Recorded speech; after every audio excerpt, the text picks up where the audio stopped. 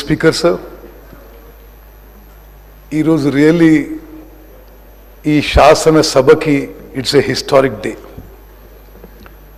కొన్ని దశాబ్దాలుగా ఉమ్మడి ఆంధ్రప్రదేశ్లో కానీ ప్రత్యేక తెలంగాణ రాష్ట్రంలో కానీ ఎస్సీ కేటగరైజేషన్కి ఈ సభలో బయట అన్ని రాజకీయ పార్టీలు అన్ని వర్గాలు యునానిమస్గా సపోర్ట్ చేసినా it did not become a reality. మరి ముఖ్యమంత్రి రేవంత్ రెడ్డి గారి నాయకత్వంలో కాంగ్రెస్ ప్రభుత్వం ఏర్పాటైన తర్వాత ఎస్సీ కేటగరైజేషన్పై మరి మేము చిత్తశుద్ధితో ముందుకు పోయి ఇది మరి అనేక విషయాలు దామోదర్ రాజనరసింహ గారు తెలియజేశారు. మళ్ళీ అవన్నీ రిపీట్ చేయకుండా నేను కొన్ని ముఖ్యమైన అంశాలు మాత్రమే ప్రస్తావిస్తాను. I'll keep it very short. I deem it my good fortune, ఇది నా అదృష్టంగా భావిస్తున్నాను.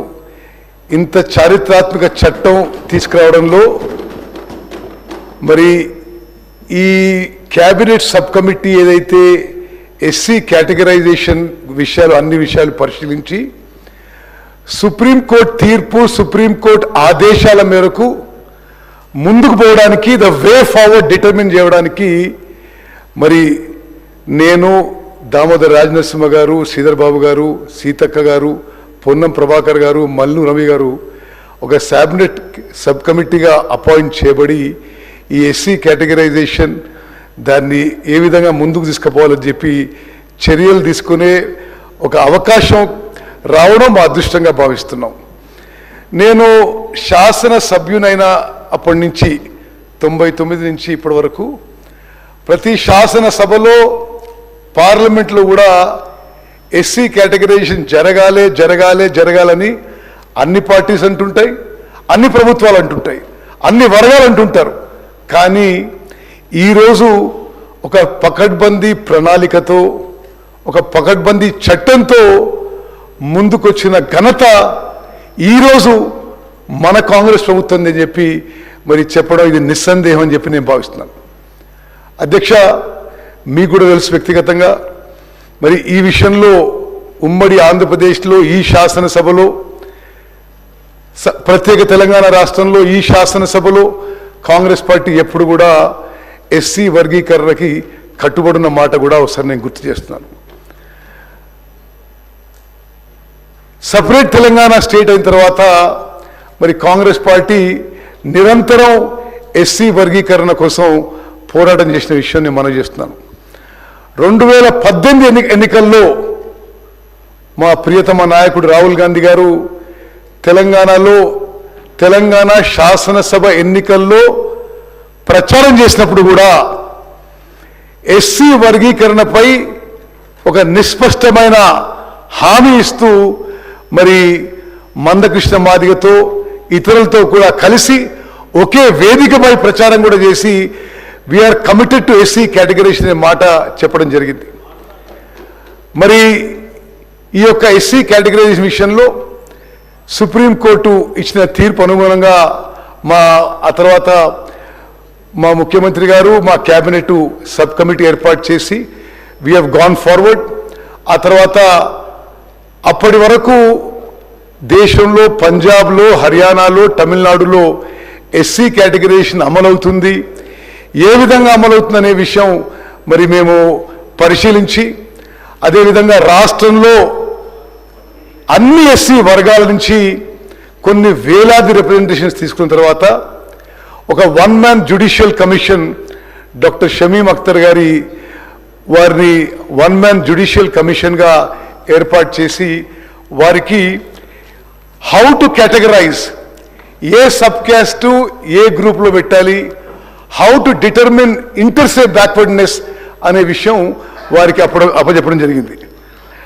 ఈ డెడికేటెడ్ కమిషన్, ఈ 1 మ్యాన్ కమిషను వీరికి మేము అన్ని విధాలుగా ఎంపిరికల్ డేటా ఇవ్వడం జరిగింది.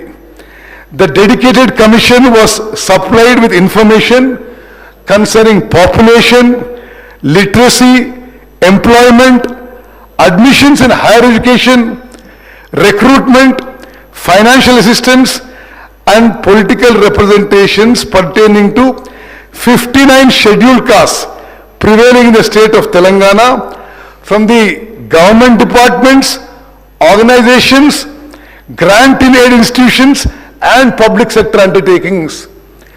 ఈ వన్ మ్యాన్ జ్యుడిషియల్ కమిషన్ వారికి ఈ 59 ఉపకులాల్లో ఏ విధంగా to determine inter se backwardness, how to categorise it to different groups కోసం అన్ని విధాలుగా ఎంప్లాయ్మెంటు, ఎడ్యుకేషను అన్ని డేటా ఇవ్వడం జరిగింది. ఆ తర్వాత మరి దామోదర్ గారు చెప్పినట్టుగా వన్ మ్యాన్ జ్యుడిషియల్ కమిషన్ 84 రోజులు ప్రక్రియ చేసిన తర్వాత వాళ్ళు ఇచ్చిన రిపోర్ట్ మేరకు గ్రూప్ 1, గ్రూప్ 2, గ్రూప్ 3గా కేటగరైజేషన్కి వాళ్ళు రిపోర్ట్ ఇచ్చారు. మరి గ్రూప్ 1లో most socially, economically and educationally disadvantage stroke overlooked scheduled caste communities. Group 2 moderately benefited scheduled caste communities. Group 3 significantly benefited scheduled caste communities అని కేటగరైజ్ చేసి మరి అదేవిధంగా గ్రూప్ 1కి 1% రిజర్వేషను, గ్రూప్ 2కి 9% రిజర్వేషను, గ్రూప్ 3కి 5% రిజర్వేషను, మొత్తం 59 sub క్యాస్ట్కి మరి 15% reservation divide చేయడం జరిగింది. This is truly a historic report. ఈ రిపోర్ట్ మేము క్యాబినెట్ సబ్ కమిటీలో వి ప్లేస్డ్. మరి మా క్యాబినెట్ అప్రూవ్ చేసిన తర్వాత శాసనసభలో కూడా ప్రవేశపెట్టి ఆమోదం పొందడం జరిగింది.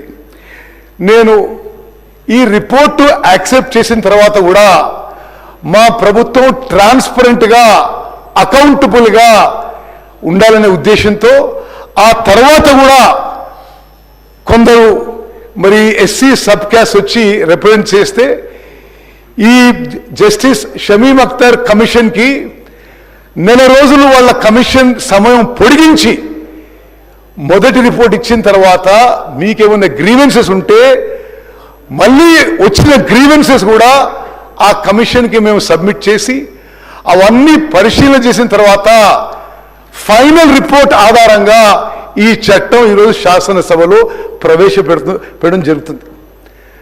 మరి ఇంకో విషయం, చాలామంది ఎస్సీ సబ్ క్యాస్ట్, ఎస్సీలో పెద్దలు ఇది మీరు 15% రిజర్వేషన్స్కి ఎందుకు పరిమితం చేస్తున్నారు? మరి ఎస్సీ పర్సంటేజ్ ఇప్పుడు ఎక్కువ ఉంది కాబట్టి కాన్స్టిట్యూషన్ ప్రకారం వారి రైట్ ప్రకారం మనం ఇంకా ఎస్సీల రిజర్వేషన్ పర్సంటేజ్ పెంచాలి అనే ఒక డిమాండ్ ఉండింది. మా క్యాబినెట్ సబ్ కమిటీ రికమెండేషన్ మేరకు మా క్యాబినెట్ ఆమోదం తెలిపి ఎస్సీల పర్సంటేజు 2011 సెన్సెస్ తీసుకొని ఇప్పుడు 15%కి ఫిక్స్ చేయడం జరుగుతుంది. ఇప్పుడు అన్ని సంకేతాల మేరకు as per all indicators available now it has probably increase to 17.5%. 2026లో వచ్చిన సెన్సెస్ వెంటనే ఎస్సీస్ పర్సంటేజ్, ఎస్సీస్ పాపులేషన్ పర్సంటేజ్ ఎంత పెరిగితే అంత ఆ పర్సంటేజ్ ప్రకారం తెలంగాణ రాష్ట్రంలో అమలు చేయబోతున్నాము అనే విషయం కూడా మరి మా క్యాబినెట్ ఆమోదం చేసి మరి అది ఆ రిపోర్ట్లో కూడా మరి పొందుపరిచిన విషయం కూడా మనం చేస్తాం. అదేవిధంగా మేము ఎంత జాగ్రత్తగా ఈ మొత్తం చట్టం కానీ, ఈ కమిషన్ విషయంలో కానీ ఈ ప్రభుత్వం, ఈ క్యాబినెట్ మరి ముందుకు పోయిన విషయం, ఇంకో విషయం తెలియజేస్తాను. One man judicial commission creamy layer ప్రస్తావించినప్పుడు ఈ ఎస్సీ రిజర్వేషన్స్లో క్రీమీ లేయర్ అమలు చేయాలన్నప్పుడు మా క్యాబినెట్ సబ్ కమిటీ రిజెక్ట్ చేసి క్రీమీ లేయర్ ప్రస్తావన మేము తీసుకురాము, క్రీమీ లేయర్ ఉండదు, అందరు ఎస్సీలకి ఈ ఎస్సీ కేటగరైజేషన్ అమలు చేస్తామనే విషయం మేము ముందుకు పోయిన విషయం కూడా అధ్యక్ష మేము మీకు మీ ద్వారా తెలంగాణ ప్రజలకి మనవి చేస్తున్నాం. 3 అంశాలు నేను హైలైట్ చేస్తూ ముగిస్తున్నాను. మరి ఎన్నో జనరేషన్స్ నుంచి, ఎన్నో దశాబ్దాల నుంచి, ఎన్నో తరాల నుంచి తెలంగాణ రాష్ట్రంలో ఎదురు చూస్తున్న ఎస్సీ కేటగరైజేషన్ ఈరోజు మన కాంగ్రెస్ ప్రభుత్వం అమలు చేసిన విషయం కూడా, చట్టం తీసుకొస్తున్న విషయం కూడా, ఎడ్యుకేషన్ అండ్ ఎంప్లాయ్మెంట్లో తూచా తప్పకుండా అమలు చేయబోతున్న విషయం మనవి చేస్తూ, అదేవిధంగా creamy layer judicial commission recommend చేసినా మేము అమలు చేయడం లేదు అనే విషయం కూడా హైలైట్ చేస్తూ, ఎస్సీస్ పాపులేషన్ పర్సంటేజ్ పెరిగిన విధంగా దానికి అనుగుణంగా 2026 సెన్సస్ తర్వాత ఎన్హాన్స్డ్ హయ్యర్ పర్సంటేజ్ రిజర్వేషన్ కూడా అమలు చేస్తామని చెప్పి మనవి చేస్తూ ముగిస్తున్నాను. ధన్యవాదాలు అధ్యక్ష. శ్రీ అట్లూరి లక్ష్మణ్ గారు.